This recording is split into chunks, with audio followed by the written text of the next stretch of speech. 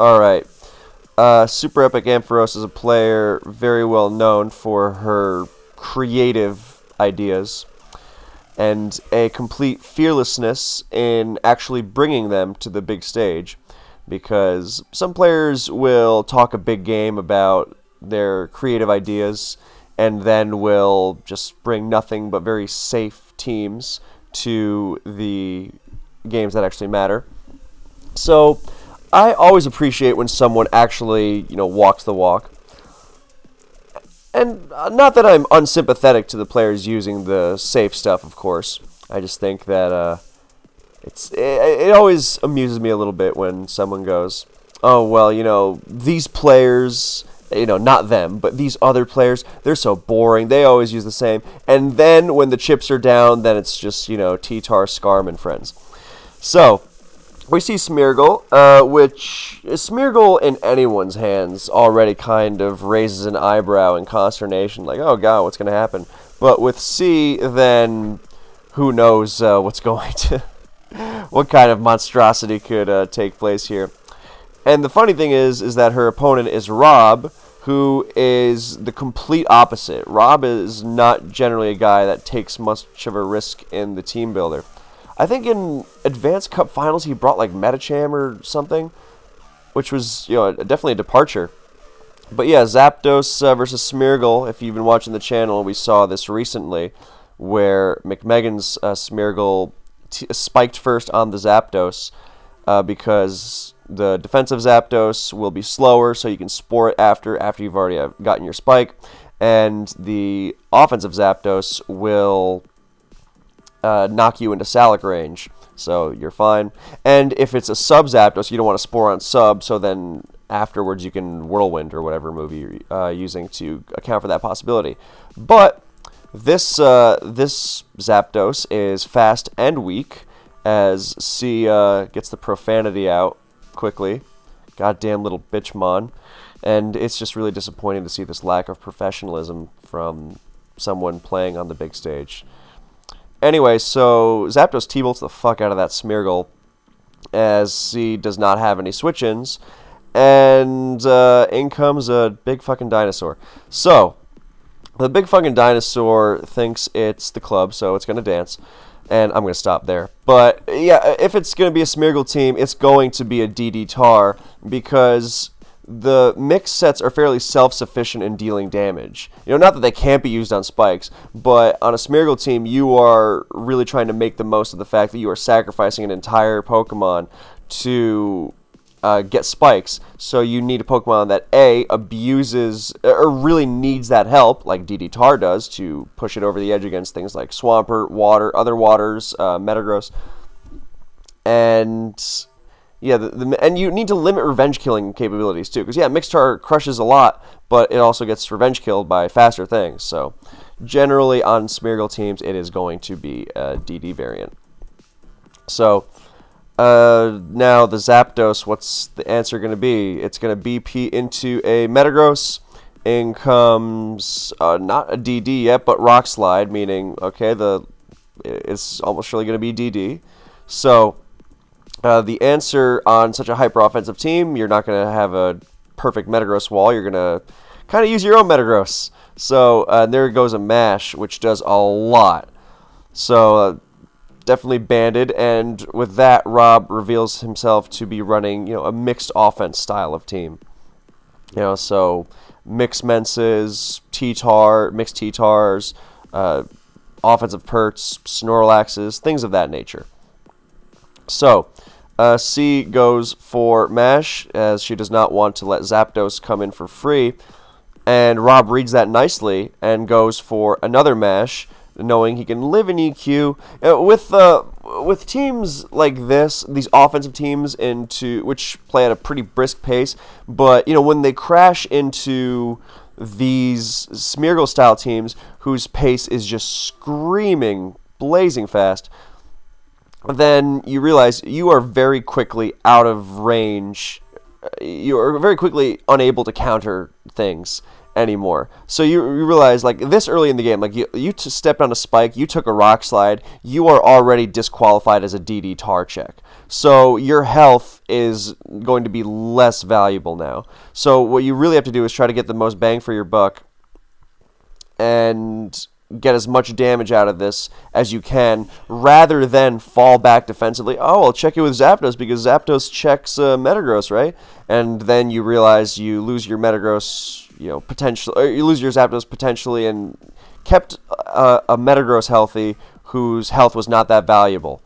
So you want to limit that kind of thing. So that was a good play on Rob's end to not just go pure passive and instead try to get something more out of it.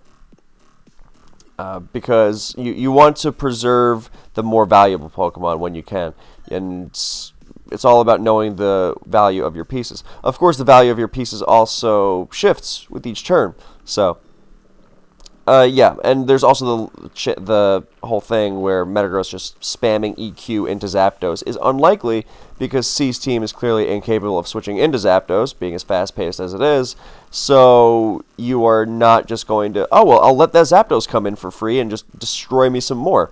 No, you're going to, you don't, I guess, it still could be sub.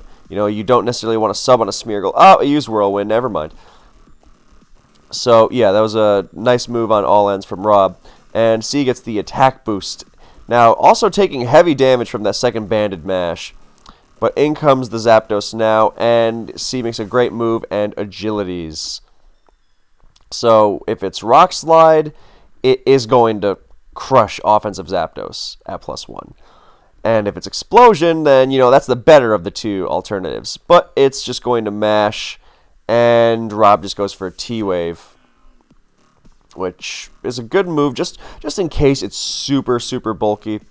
And also this reveals itself as an Explosion Agiligros, which makes sense because, a team as fast-paced as this, you got to have your booms, you got to clear the way for those other sweepers of yours. You got to be able to make it forceful, as opposed to Rock Slide Agiligros, which kind of hangs back and waits for the late game. So, yeah, if you're going to get in the thick of things, then you're going to have to not cut your losses necessarily, but you're going to have to get something out of it. So there's the T-Bolt, which did not kill. So as you see, because minus 6.25 that it gained from lefties the previous turn, then that would not have been enough. Assuming the roll was the same, obviously. But yeah, it was a good call. And I guess if it's a timid Zapdos, then he knows the calc pretty well. And these Agiligorses, they're pretty bulky. Because when you're boosting your speed by 2, you can afford to run a lot of bulk. So that makes another one of the million reasons Agiligros is so good. And yeah, you don't need that many speedy Vs. Anyway, so it full paralyzes, and I assume C would have boomed there. But instead, the Zapdos is still alive. And now in comes the T-Tar at full health. So that's another example. I mean, this is more obvious, but you'd be surprised. People will say, oh, well, I want Death Fodder. And it's true. The reverse side of that coin is, if you can preserve a Pokemon, you should, because having that Death Fodder later on is really, really nice. So, and the amount of time I've seen, like, wasted, or, like, useless, wasted sacrifices of Pokemon that didn't need to be thrown away, and then have it bite them later, that as well. But there's also the case of, this is, again, I always stress, detail and nuance and things like that. I remember once I got a comment and was like, oh, videos are just, oh, nuance exists. Wow. Well, yeah, and most people are unaware of the existence of nuance, you fucking moron, whoever it was. Yeah, so the point is here, well made, I think. So the T-Tar is now going to DD because it's going to, look, it's like you haven't KO'd anything yet. You got to start applying some forceful pressure. Zapdos has been chipped, which is nice. So is Metagross. Metagross is no longer a check at all. Even after previously, as soon as it took that Rock Slide and the Spike, and it comes back in, takes another Spike. Oh no, it's even bulky CB Gross isn't going to stand a chance. So now Rob goes for a, yeah, this move I thought was really bad because Metagross is not going to be the only DD Tar answer. So why wouldn't you just go to the other DD Tar answer instead of just sacrificing your Metagross? So that's that's an example of what we were just talking about, but more practical, because the C sacrificing her Metagross, that was more obvious in the sense of, yeah, well, of course it's not going to do anything. It's at like 10% and parried. Whereas this Metagross, yeah, okay, it's, you know, it's not the fastest Pokemon, but it's still at half health Metagross, or 38%, sorry, before spikes. 38% after spikes. So, you know, you can still get something out of that. And if nothing else, it's good to have the Death Fodder when you can afford to switch to something else. And yeah, you could afford to switch to something else. You could switch to the Swampert, which is what you wound up having to do anyway. So it's not like you were risking much else. So yeah, I was not a fan at all of that Metagross sack. So we see a very bulky T-Tar, good lord.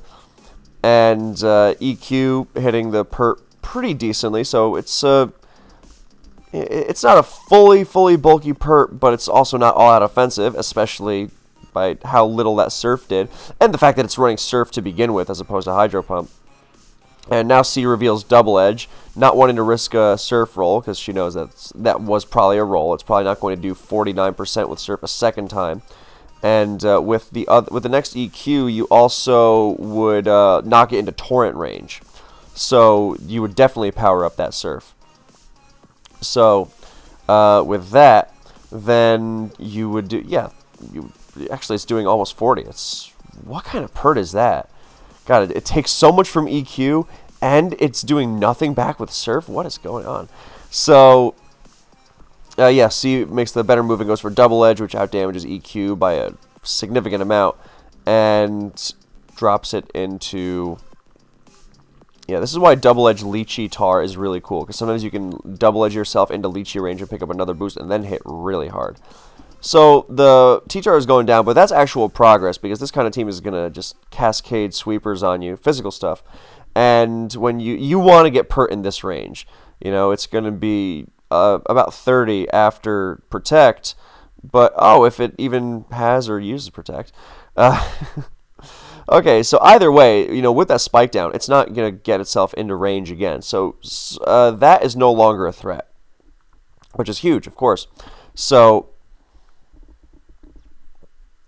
in comes Zapdos on the Giga Drain. Why is the music not playing? And... oh, no, it's just very quiet. Oh, nope, that's my computer. Let's check on it. Did I run out? Oh, I did. All right, we'll start again at the beginning. Yeah, okay, so, because I used it for the previous video as well. No wonder. So, Zapdos comes in on a Giga Drain, which, you know, that was a good move because Gengar Uninvested Ice Punch is not going to kill a pert from 25. And so Giga Drain comes in, and Zapdos actually winds up living. So that full para earlier really bit, as Zapdos is able to do this. And now the Gengar is T-waved, and, I mean, it'll take the Zapdos out, but it's also 32% and paralyzed, a.k.a., yeah, so in comes a Tar, and it's not going to be Lump, so no free DDing on Wisp, unless you wanted to say, oh, well, Will-O-Wisp accuracy plus paralysis means, but you don't necessarily have to do that. I mean, you have to start taking into account the possible last sweepers, though, and with a DD Tar and Metagross, it's going to be physical, so you're thinking things like Arrow, you're thinking things like DD Ments. So, theoretically, you could do something. Actually, no, there's not going to be a Super Rachi because you have Metagross. Those two generally don't go together. And there's not going to be any sort of Celebi because this team is completely incapable of switching into Zapdos, as we saw. So, in comes Ments, revealing that it is a physical Tar. And I was wondering, like, why was Pert not there to limit that DD Ments opportunity? Unless you can handle the DD Ments, of course. But, yeah, because Rock Slide revealing that it doesn't have Ice Beam, so you can definitely set up on it. I mean, push might have come to shove, and it might have had to happen anyway. But, unless that Swampert doesn't have Ice Beam, and I guess it makes more sense for it to be an offensive pert on this team, given that it is mixed offense, but then it would have Ice Beam, and it would have more than enough power to kill the... I mean, with how little it did to T-Tar, but for all we know, that's a very bulky T-Tar. But yeah, it would have had enough power to kill Gengar from 32, surely, so I don't know, that might have been the move.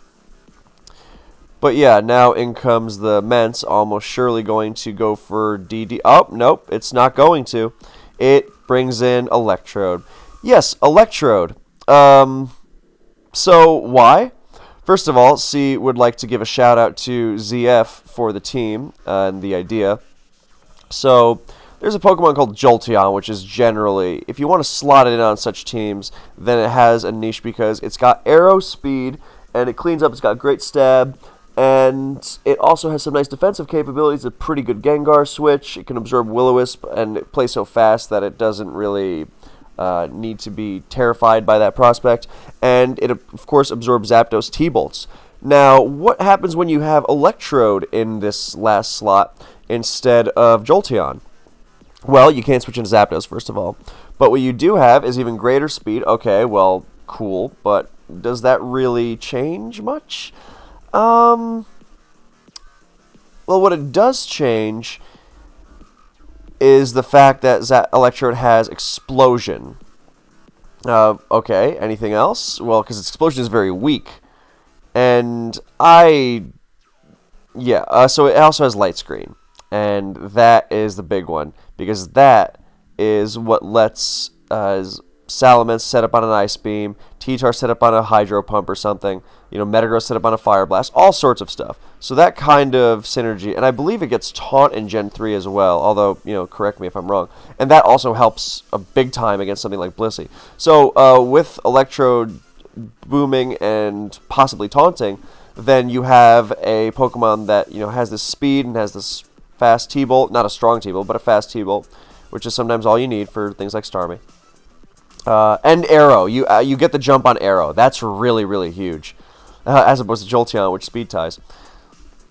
Yeah, so you have that, and you don't let Blissey in, because offensive teams like this, Blissey is famous for, even when you have a bunch of physical attackers, Blissey is still annoying.